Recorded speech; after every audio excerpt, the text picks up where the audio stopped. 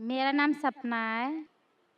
मैं आपको सलाम करती हूँ। मैं हिंदू की घर की हूँ। मेरा आदमी मुसलमान है, मोहम्मद हामिद कुरैशी। मैं ये सवाल पूछता हूँ, जे पुरखों पुरखों से ये जात भेद का चल रहा है, तो ये हिंदू मुसलमान आप बोलते हो, जो हिंदू मुसलमान अलग अलग नहीं है, एक है। मैं मानती हूँ, मगर ये बात है, जो हिंदू बच्चा होते हैं तो हिंदू का सलामी दिया जाता है, जो मुस्लिम बच्चा होता है उसको मुस्लिम सलामी देता है। जब भी उसका कान में नमाज दिया जाता है, आज जब भी हिंदू का बच्चा होता है उसका नाम दिया जाता है, कृष्ण नाम दिया जाता है या राम नाम दिया जाता है, जो भी दिया जाता है। जिसको जैसा शिक्षा देता है उसको वैसे ही शिक्षा मिलता है।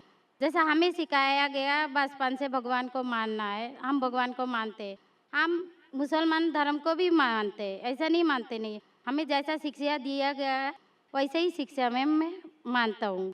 मगर आप बोलते हो जो मुसलमान ही होएगा, हिंदू नहीं हो सकता है, ऐसा कैसे बोल सकते हो? तो पुरखों इतनी बुजुर्ग लोग थे, इतनी जानते हैं, तो आपके साथ तो बहस लड़ नहीं सकते कि आप बहुत जानते हो, तो मैं कुछ भी नहीं जानती हूँ। हमारे बाप दादा सब मतलब इन्होंने देख के आया, ये हमने भी देखा है। हम हिंदू की हूँ, मगर जो बड़ा बुजुर्ग होता है उसको सम्मान कर सकती हूँ। बहन का सवाल है और मुझसे बहस नहीं करना चाहती है। मैं भी आपसे बहस नहीं करना चाहता हूँ। नहीं कर नहीं सकते, कैसे? हमें उतना शिक्षा नहीं है, उतना बोल नहीं सकते है ना। बहन का सवाल है कि मैं कहता हूँ कि हिंदू मुस्लिम एक है, लेकिन जो हिंदू खानदान में पैदा होता है उसे हिंदू शिक्षा दी जाती, जो मुसलमान खानदान में पैदा होता है मुस्लिम की शिक्षा दी जाती। तो ये कैसा कह सकते हैं कि मुस्लिम सही और हिंदू गलत? ये क्या है? बहन, आप कहते हैं कि आपकी शिक्षा कम है। मैं आपसे पूछना चाहता हूँ, 2 + 2 कितनी होती है? 2 + 2 कितना होता है? 2 + 2 कितना होता है? 2 + 2 कितना होता है? 4 होता है। माशाल्लाह। तो ये मत कहो कि आपको शिक्षा नहीं है। अगर गांव से कोई आती है लड़की हम्म और कहती है कि मेरे वालिद ने मुझे सिखाया 2 + 2 5, हम्म तो आप क्या कहेंगे उससे? 4 होएगा, 5 कैसे 4 हुई, होगा? 5 कैसे होगा? तेरे वालिद को मैथमेटिक्स नहीं आती थी?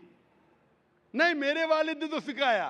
वो नहीं कहेंगी अच्छा ठीक है 2 + 2 4 भी, 2 + 2 5 भी। ये कहना गलत है।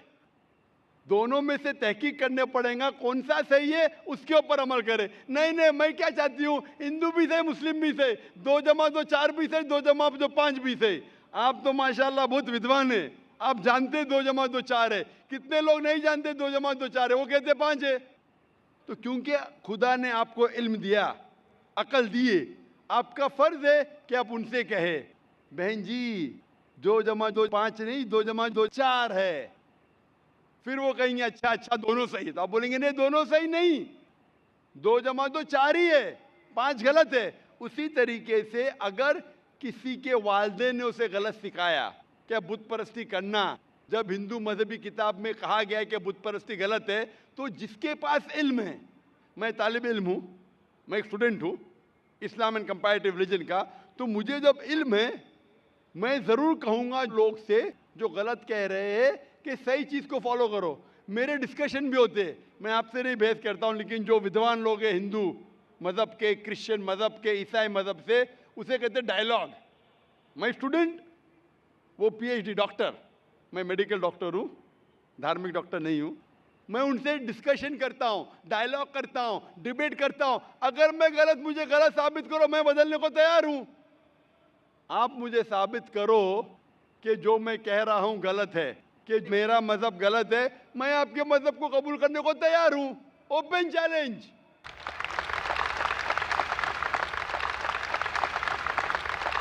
मैं क्यों कह रहा हूं? क्योंकि मैं इस्लाम और तकाबुल मज़ाहिब का तालिब इल्म हूं। 19 साल तक के मैं भी, मेरे वालिद थे इसलिए मैं भी मुस्लिम था। 19 साल के बाद जब तहकीक करने लगा, पता चला कि मैं सही मजहब में हूं, और फिर दिगर मज़ाहिब का मुताला किया कि हर मज़हब में अच्छी बातें हैं। हर मज़ाहिब में बदलने के बाद भी, उस मजहबी किताब में बदलाव आने के बाद, करप्शन आने के बावजूद भी सही चीज़ लिखा है कि ईश्वर एक है, उसके अलावा किसी की इबादत नहीं करना नहीं, चाहिए। इसके मतलब हमारी जो बड़ी बुजुर्ग है, जैसा आप लोग शिक्षा देते हैं हम लोगों को, ऐसा हमारी जो बड़ी बुजुर्ग शिक्षा देता है वो गलत है। काफी चीज सही है, काफी चीज गलत है। मैं आपके बड़े से बड़े गुरु के साथ भी डिबेट किया हूं, डिबेट डायलॉग। एक आपका हिंदुस्तान का बहुत माना हुआ श्री श्री रविशंकर के बारे में सुने आपने? श्री श्री रविशंकर अभी सुने? ये लोग जैसे आपने किताब पढ़ के आप जानते हो, ये लोग भी किताब पढ़ के जानते हो। अरे ओरिजिनल में किसने देखा है? बिल्कुल सही। वो कहता कि 4 साल से मैं भगवत गीता मुंह जबानी जानता हूँ, भगवत गीता का एक भी हवाला नहीं दिया। ऐसा नहीं है, ईश्वर ऐसे नहीं आते। आपने कितना पुण्य किया कहते हैं, इस जन्म का बोल सकते हैं, कितनी जन्म का कैसे बोल सकते हो? बिल्कुल सही। तो मैं कहता हूं कि आपके जो विद्वान बड़े से बड़े हैं, जो पीएचडी, उनसे कहता हूं आओ हम डिस्कस करें हिंदुइज्म में क्या लिखा है। अगर वो इस्लाम को नहीं जानते, इस्लाम को बाजू रखो। मैं साबित करूंगा आपकी किताब से, आपकी किताब के जरिए कि खुदा एक है। मैंने इतने हवाले दिया। मैं पूछता हूं अगर मैं गलत हूं तो कहना चाहिए जाकिर ये गलत है, तुम्हारी मानी गलत है। मैं कहता हूं कि आपकी किताब कहती है यजुर्वेद अध्याय नंबर 32 श्लोका नंबर 3 और श्वेताश्वेतर उपनिषद में अध्याय नंबर 4 श्लोका नंबर 19 में न तस्य प्रतिमा अस्ति, और प्रतिमा की मानिए अक्स। उस खुदा, उस ईश्वर, उस अल्लाह की कोई प्रतिमा नहीं, कोई अक्स नहीं, कोई फोटोग्राफ नहीं, कोई पेंटिंग नहीं, कोई पिक्चर नहीं, कोई बुत नहीं, कोई मूर्ति नहीं। फिर आप मूर्ति पूजा क्यों करते हैं? मूर्ति नहीं पूजा करेगा तो ईश्वर तो रख सकते हैं, जैसे शिक्षा दिया गया है, किताब में लिखा गया है। अगर शिक्षा मूर्ति गलत पूजा दी, नहीं दे करेगा इसकी मतलब जो मूर्ति पूजा ही करो। मूर्ता को देखो, गीता में महाभारत में मूर्ति नहीं है, वो पढ़ो, लेकिन आप उसमें भी तो शिक्षा है, वो कान में दो। आप मूर्ति पूजा करते हैं क्या नहीं बहन? मैं करती हूँ, ऐसा गलत नहीं करता करती नहीं, मगर गलत करती हूँ। मगर वो बात नहीं तो बोल रहा जो गलत मैं कर गलत रही है। नहीं तो करता। अगर आपकी सहेली कह रही है 2 जमा 2 5, तो आप उसको सुधारेंगे कि नहीं? हाँ, सुधारना तो आप मैं भी चाहूंगा कि मैं आपको हिदायत दूं। मैं कह रहा हूं कि अगर मूर्ति पूजा कुरान में लिखा गलत है, उसको बाजू रखो। आप कुरान में नहीं मानती, आपकी धार्मिक किताब में लिखा है मूर्ति पूजा गलत है, मैं हवाला दे रहा हूँ। हाँ, तो वो फिर सब आप क्यों वो कर मैं रहे मानता हैं? मगर ईश्वर को बुलाना, जैसे उनको शिक्षा दिया गया जो इस बहन, धर्म को बहन, ऐसा बुलाया जाए, ईश्वर को ही बुलाया जाता है। एक एक चीज पे डिस्कस करे फिर दूसरी चीज पे जाए। मेरा पहला सवाल है, मूर्ति पूजा जब गलत है तो क्यों करती है? आप बुत परस्ती क्यों करती है? अभी उन पुरखों ने वो ऐसा कर क्या है, अगर आज की तो पुरखों बात ने- नहीं, हमने मना कर दिया चलो हमने नहीं कर रहा हो, मगर ये पुरखों जब भी जमाना से करके आ रहा है, ये लोग तो नहीं बोलेगा जैसे हम नहीं करेंगे, हम नहीं करेंगे, वो तो नहीं कर सकते ना। अगर रुमाने से देहात में सिखाया जा रहा है 2 जमा 2 5 है, तो आप उसको मानेंगी? मेरे पुरखे कहते थे दुनिया चपटी है, मैं मानूंगा? मेरे पुरखे कहते थे दुनिया चपटी है। मैं पूछता हूँ दुनिया क्या है आज? दुनिया चपटी है क्या? दुनिया गोल है? गोल है। गोल है। माशाल्लाह, आप तो विद्वान हैं, आप तो जानती है। तो अगर मेरे बाप दादा कहते थे दुनिया चपटी है तो क्या करूं मैं? उनकी बात को मानूं क्या छोड़ दूं? तो उस टाइम क्या जमाना चलता नहीं था? बिल्कुल सही, आज का जमाना है। आप इस उस टाइम बल्कि अच्छा जमाना था, अभी का जो जमाना है ना, अभी उस टाइम जमाना बल्कि भी अच्छा था, बदल नीक रहा है। था। पहले अभी ऐसे- नीक नहीं है। पहले ऐसे प्रचार नहीं होते थे जहाँ करोड़ों लोग एक साथ में देख सकते थे। आज के प्रचार में यहाँ लाखों लोग जमा है, लाखों लोग के साथ साथ टेलीविजन पे करोड़ों लोग देखते हैं, तो आपको कोई बहाना नहीं मिलेगा। करोड़ों लोग के सामने आपको कहा गया है कि मूर्ति पूजा गलत है, फिर भी आप करेंगी तो आपको कोई बहाना नहीं रहेगा। मूर्ति बाकी पूजा गलत है, मगर मैं एक धर्म के बारे में बोला जो उनमें जो लिखाया गया, आपकी कुरान शरीफ में जैसे लिखाया गया, हमारे गीता महाभारत में लिखाया गया, मगर क्या वो लिखा है? पढ़ना तो गुनाह नहीं है ना। मैंने कब बोला कि गीता? मैं भी गीता पढ़ता हूँ।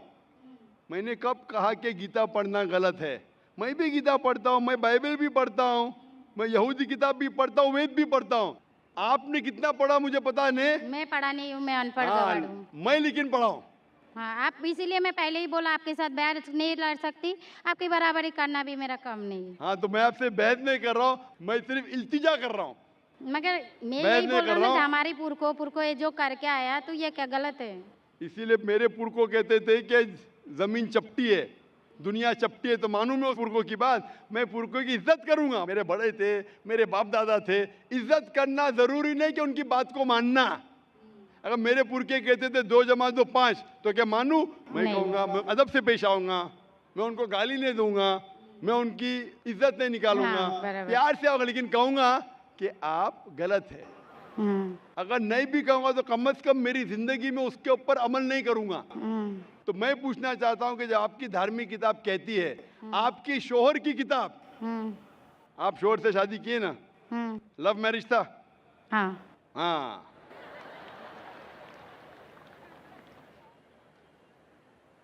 सही था क्या गलत था अलग बात है, लेकिन जब आप अपनी शौहर से इतनी मोहब्बत करती है, शौहर आपसे मोहब्बत करते क्या नहीं? हाँ। करते ना?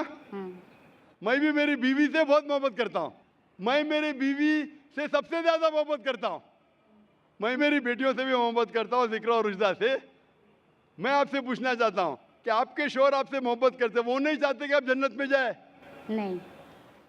आप चाहते हैं कि आपके शौहर जन्नत में जाए क्या नहीं? जाए क्या नहीं? तो मैं पूछता हूँ कि अगर एक गाड़ी है, एक गाड़ी जब चलती है, एक पहिया है साइकिल का, दूसरा पहिया ट्रैक्टर का, गाड़ी चलेंगी क्या? नहीं। नहीं चलेंगी ना? नहीं। नहीं चलेंगी, इम्बैलेंस। तो इसीलिए हमें देखना चाहिए कौन सा टायर सही है। चारों टायर अगर लगा देंगे साइकिल के तो बन जाएंगे हाथ गाड़ी, अगर ट्रक के टायर तो बन जाएगा ट्रक। तो हमें ये देखना, तहकीक करना चाहिए। मैं ये नहीं कहता हूं कि आंख बंद करके आप अपनी शौहर की बात को मानो। पढ़ा लिखा होना जरूरी नहीं है, लेकिन ज़हीन होना जरूरी है। हमारे आखिरी पैगंबर मोहम्मद सल्लल्लाहु अलैहि वसल्लम, वो भी अनपढ़ थे लेकिन सबसे ज़हीन थे। तो मैं आपसे पूछता हूं, जब साफ तौर पे आपकी किताबों में, हिंदू मजहब की किताब में और कुरान में लिखा है, आपके पुरखे अगर गलत चीज कहते थे तो आपको गलत चीज पे अमल करना जरूरी है? नहीं। तो आप क्यों नहीं बुत परस्ती छोड़ते? आप कहते आप शोर से मोहब्बत करते क्या नहीं? क्वेश्चन मार्क है, क्वेश्चन मार्क है। ये ऊपरी मोहब्बत है। सही मोहब्बत होगी तो मैं चाहूंगा कि इस दुनिया में भी और आखिरत में भी मेरी बीवी मेरे साथ हो। आप नहीं चाहेंगे आपके शोर आपके साथ हो क्या नहीं? हाँ। तो आप ये नहीं तहकीक करेंगे कौन सही आपका शोर क्या? आप नहीं, वो मानते हो मेरा शौहर क्या है, मगर उनका भी मानते हो, मगर ये मूर्ति पूजा इसका छोड़ सकते हो, मगर दोनों- मेरा धर्म का जो नाम है वो तो कान में लेना मैं जरूरी धर्म का समझती नाम हूँ। की बात कर रहे हैं आप? हाँ। नाम की। हम्म। नाम से मैं भी हिंदू हूं। क्या हूं? हिंदू। हिंदू का मतलब हिंदुस्तान में रहने वाले को कहते हिंदू। हिंदू। हाँ। ये लफ्ज सबसे पहले वजूद में कैसे आया? जब अरब लोग हिंदुस्तान में आए तो उनने ये लफ्ज हिंदू दिया। हिमालय के हिंद से और सिंधु के दू से कुछ लोग कहते। इसीलिए आज जब मैं जाता हूं गल्फ कंट्री में, सऊदी अरब में, कहते हिंदी है, जाकिर हिंदी है। तो लफ्जी मानी से मैं हिंदू हूं। It's a geographical definition.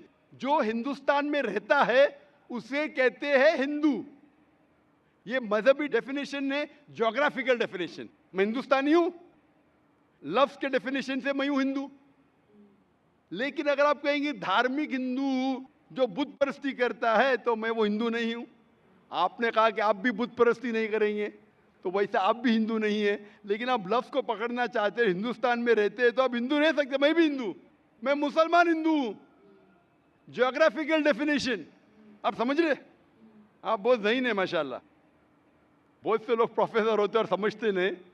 आप कहते हैं कि आप अनपढ़ नहीं और समझ रहे, माशाल्लाह। तो ऐसे इल्म का क्या फ़ायदा जो आपको खुदा की तरफ नहीं लेके जाए? कल मेरी तकरीर थी तालीम दोनों जहां के लिए। तो मैं आपसे पूछना चाहता हूं, आप अपने आप को हिंदू कहती है क्योंकि आप हिंदुस्तान में हैं, तो मैं भी अपने आप को हिंदू कहता हूं। आप बुत परस्ती को छोड़ दो क्योंकि आपके हिंदू मजहबी किताब में भी लिखा है हराम में, तो आप बुत परस्ती को छोड़ने तैयार है? या। तैयार है? माशाल्लाह। मानते हैं कि खुदा एक है? हाँ। आप मानते हैं कि मोहम्मद सल्लल्लाहु अलैहि वसल्लम आखिरी पैगंबर है? हाँ। माशाल्लाह। उसका मतलब मुस्लिम है। हाँ। तो आदमी आप के पास आएगा तो मुस्लिम ही है। जी, आदमी मुसलमान होएगा तो औरत जात मुसलमान ही होता है, औरत जात का कोई जात होता है। आदमी है तो मुसलमान है। कभी कभी जरूरी नहीं, उल्टा भी होता है। जो औरत है वो आदमी बन जाता है। क्योंकि एक, मैं कहूंगा सही है क्या बताने, दिल लगाया गधी से तो परी क्या चीज है। तो प्यार अंधा भी होता है। मेरी उर्दू इतनी महान नहीं है तो शेख फैजुर रहमान मुझ पे हंसेंगे, मैंने कौन सा शेर कह दिया ऐसा। सब शेर पब्लिक के लिए नहीं होते। तो मैं कहना चाहता हूं कि आपने शादी तो की, मोहब्बत तो की, लेकिन अमल में आप अगर बुत परस्ती को छोड़ने तैयार है, एक खुदा को मानने तैयार है, और मानने को तैयार है कि मोहम्मद सल्लल्लाहु अलैहि वसल्लम आखिरी पैगंबर है, तो आप अपने आप को मुस्लिम कह सकती है। हाँ, मैं मुस्लिम तो हूँ। माशाअल्लाह। तो आप मानते हैं कि खुदा एक है? हाँ। आप मानते हैं बुत परस्ती गलत है? हाँ, गलत है। आप मानते हैं कि मोहम्मद सल्लल्लाहु अलैहि वसल्लम आखिरी पैगंबर है? हाँ। आपको कोई भी जबरदस्ती कर रहा है इस्लाम कबूल करने के लिए? नहीं नहीं, मेरे को कभी कोई किया ही नहीं। माशाअल्लाह। कितने साल पहले आपकी शादी हुई? मेरे को अभी 8-9 साल हो गया। 9 साल हो गए। आपके शोहर ने जबरदस्ती नहीं किया। सही किया है गलत किया बाद में डिस्कस करेंगे, लेकिन आज आप अपने दिल से कबूल करना चाहती है इस्लाम? हाँ। आप पे कोई भी दबाव नहीं? नहीं। आप दिल से करना चाहती है? इंशाल्लाह मैं अरबी में कहूँगा, आप उसे दोहराइए। अशहदु अशहदु अल्लाह अल्लाह इलाहा इलाहा इल्लल्लाह इल्लल्लाह व अशहदु व अशहदु अन्ना अन्ना मुहम्मदन मुहम्मदन अब्दुहु अब्दुहु व रसूलुहु। व रसूलुहु। मैं शहादत देती हूँ मैं इजाज़त देती हूँ कि कि अल्लाह अल्लाह के अलावा अलावा कोई कोई माबूद नहीं माबूद नहीं है और और मोहम्मद मोहम्मद सल्लल्लाहु सल्लल्लाहु अलैहि वसल्लम अलैहि वसल्लम उसके उसके पैगंबर पैगंबर और बंदे हैं। बंदे हैं। मेरा नाम अर्जुन है, मैं मुंबई का हूँ। मैं हमेशा परेशान रहता हूँ। तो मैं एक दिन सिकंदर भाई को मिले थे, 1 साल हो गया। मुझे कलमा पढ़ने के आपसे सब लोग से मुझे दुआएं चाहिए। सब भाई बहन इसके लिए आज दुआ करें प्लीज़। भाई ने कहा कि वो 1 साल से परेशान है और वो इस्लाम कबूल करना चाहता है। भाई साहब, इस्लाम का मतलब है शांति। शांति। मैं दुआ करता हूँ कि इंशाअल्लाह आपको शांति मिले। मैं पूछना चाहता हूँ कि आप मानते हैं कि खुदा एक है? हाँ, मानता हूँ। आप मानते हैं कि बुत परस्ती गलत है? हाँ, गलत है। आप मानते हैं कि मोहम्मद सल्लल्लाहु अलैहि वसल्लम आखिरी पैगंबर है? हाँ, पैगंबर। आप कितने वक्त से इस्लाम के बारे में पढ़ रहे या इस्लाम के बारे में कसर देख रहे? अभी 1-2 महीना हो गया। 1-2 महीना। माशाअल्लाह। आप इस्लाम के चीज़ के ऊपर जो भी आप इस्लाम के बारे में जानते हो उससे खुश है? हाँ। आप इस्लाम दिल से कबूल करना चाहते हैं? हाँ। आप पे कोई भी ज़बरदस्ती कर रहा है? नहीं। कोई भी दबाव? नहीं। आपके दोस्त का दबाव है क्या? नहीं करेंगे तो मारूंगा? कल एक सवाल है। हाँ जी, हाँ, सवाल पूछिए। अभी इस्लाम कबूल करने के बाद देव देवता कुछ से जी, इस्लाम कबूल करने के बाद देव देवता से डर लग रहा है। देव देवता भाई ने कहा कि इस्लाम कबूल करने के बाद देव देवता से डर लगता है। अल्लाह ताला फरमाते हैं सूरह इमरान में, सूरह नंबर 3 आयत नंबर 160 में कि अगर अल्लाह आपके साथ है, अल्लाह मदद आपकी करे। अल्लाह मतलब ईश्वर। ईश्वर ने परमेश्वर। ये ईश्वर, ये हिंदी लफ्ज है ना, इसमें मिलावट। ईश्वर मतलब ईश्वर के ऊपर होता है परमेश्वर, तो इसलिए परमेश्वर कह रहा हूं मैं। ये अल्लाह वर्ड एकदम साफ है। गॉड भी अंग्रेजी में मिलावट, goddess, God father, God mother, मिलावट हो सकती है। खुदा, ना खुदा, ईश्वर, परमेश्वर, देव, देवता, देवी, ये सब मिलावट है, इससे डरो मत। सही लफ्ज है अल्लाह। अगर अल्लाह आपकी मदद करता है, कुरान मजीद में इसका जिक्र आता है सूरह इमरान में सूरह नंबर 3 आयत नंबर 160 में, तो कोई भी आपको नुकसान नहीं पहुंचा सकता है। लेकिन अल्लाह आपकी मदद नहीं करेगा तो कोई भी आपको बचा नहीं सकता। इसीलिए कह दो मोमिन से कि अल्लाह पे ईमान लाओ। अगर अल्लाह आपके साथ है तो कोई भी आपका बाल भी नहीं बांका कर सकता है, कोई भी, देव देवता छोड़ो, कोई भी इंसान नहीं। तो इसीलिए मोमिन को परमेश्वर सबसे ऊंचे, जो हमारा खालिक है, हमारा रब है, हमारा बनाने वाला है। हो सकता है कि शैतान आपको भड़का सकता है, ऐसा करोगे तो हो सकता है कि आपके पड़ोसी आपको मारेंगे, आपके पड़ोसी आपको नुकसान पहुंचाएंगे। ये आपको शैतान भड़का रहा है और ये शैतान का काम है। इसीलिए हम कहते हैं औज़ु बिल्लाहि मिनश शैतानिर रजीम। हम पनाह चाहते हैं शैतान मरदूद से, अल्लाह के पास हम पनाह लेते हैं शैतान मरदूद से। सबसे ज़्यादा आपको पनाह जो दे सकता है वो एक ही है, वो अल्लाह। तो आप दिल से कबूल करना चाहते हैं? हाँ। आपको कोई भी दबाव नहीं। आपके दोस्त की तरफ से? नहीं, कुछ कोई माली दबाव कोई नहीं? नहीं, कुछ नहीं। दिल से उस आवाज़ के साथ। हाँ। इंशाअल्लाह मैं अरबी में कहूँगा और आप उसे दोहरा सकते हैं। अशहदु अशहदु अल्लाह अल्लाह इलाहा इला इल्लल्लाह इल्लल्लाह व अशहदु वाशदु अन्ना अन्ना मुहम्मदन मोहम्मद अब्दुहु अब्दु व रसूलुहु। वरसु। मैं शहादत देता हूँ मैं शहादत देता हूँ कि अल्लाह के अलावा अल्लाह के अलावा कोई माबूद नहीं कोई माबूद नहीं और और मोहम्मद मोहम्मद सल्लल्लाहु सल्लल्लाहु अलैहि वसल्लम अलैहि वसल्लम उसके उसके पैगंबर पैगंबर और बंदे हैं। और बंदे हैं। माशाल्लाह मुस्लिम हो चुके, और मैं अल्लाह से दुआ करता हूँ Thank कि you. आपकी परेशानी को दूर करे, और मैं चाहता हूँ कि आप कुरान मजीद का तर्जुमा पढ़े। सर जो इसके लिए- ज़बान आपको अच्छी आती है, हिंदी आती है तो हिंदी में पढ़िए, मराठी आती है मराठी में पढ़िए। कौन सी ज़बान आप जानते हैं सबसे बेहतर? मराठी। मराठी। इंशाअल्लाह मैं दरख्वास्त करूँगा वॉलंटियर से कि मराठी का कुरान लिखे आए, और मेरी दरख्वास्त है कि आप मराठी में कुरान मजीद का तर्जुमा पढ़िए, उसके ऊपर अमल करिए। कुरान मजीद पढ़ने से आपकी अक्सर परेशानियां दूर रहेंगी, क्योंकि कुरान में लिखा है कि कुरान एक शिफा है बहुत से परेशानी के लिए। भाई साहब कुछ कहना चाहते हैं? सर सारे भाई बहनों से आज इसके लिए दुआ करवाइए प्लीज। क्या दुआ करूं? दुआ करवाइए, इसकी परेशान सब के- परेशानी दूर हो। सब भाई बहनों से बोलिए आप। इंशाअल्लाह भाई साहब चाहते हैं कि यहाँ का जो मजमा है वो भी दुआ करे कि हमारे लौटे हुए मुस्लिम के बारे में कि दुआ करे अल्लाह से उनकी परेशानी दूर करे। और मैं दुआ करता हूँ अल्लाह से कि आप इस्लाम में दाखिल हुए, और दुआ करता हूँ कि आप मुस्लिम जैसा मरे। मुस्लिम जैसा मरना और अहम है, मुस्लिम जैसा मरना और अहम है।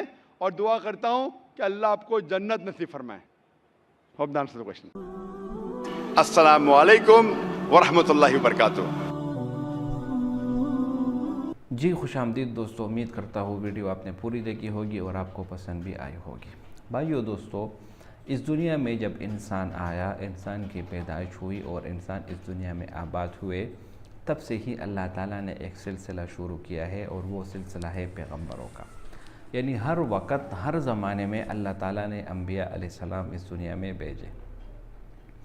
कम व बेश 1,24,000 अम्बिया अलैहिस्सलाम इस दुनिया में आए, और हर नबी ने इस बात की मेहनत की कि ये लोग अल्लाह ताला को एक मानने वाले बन जाए।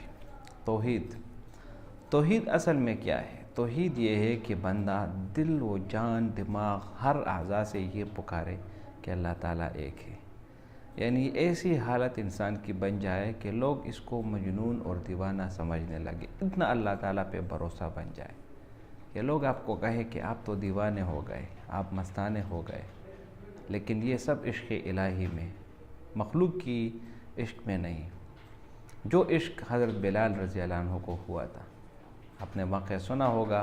उमय्या इब्न खलफ एक हरामी काफिर था, और वो इस्लाम का इतना बड़ा दुश्मन बन गया था कि जब उसको पता चलता कि उसके ग़ुलामों में से किसी एक ग़ुलाम ने इस्लाम कबूल कर लिया है, तो फिर उसके साथ वो सलूक करता कि अल्लाह माफ़ करे कि आप इंसान तसव्वुर भी करे तो दंग रह जाए कि ये कितना ज़ालिम था।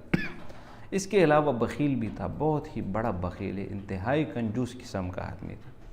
और इसके ज़िक्र सूरतुल लैल में मौजूद है। व अम्मा मन बख़िला वस्तग़ना व कज़्ज़ब बिल हुस्ना फ़सनुयस्सिरुहु लिल उसरा व मा युग़नी अन्हु मालुहु इज़ा तरद्दा। ये कहता था उमय्या इब्न खलफ कि उसके पास माल बहुत ज़्यादा है, लेकिन कंजूस भी बहुत था, कंजूसी भी करता था।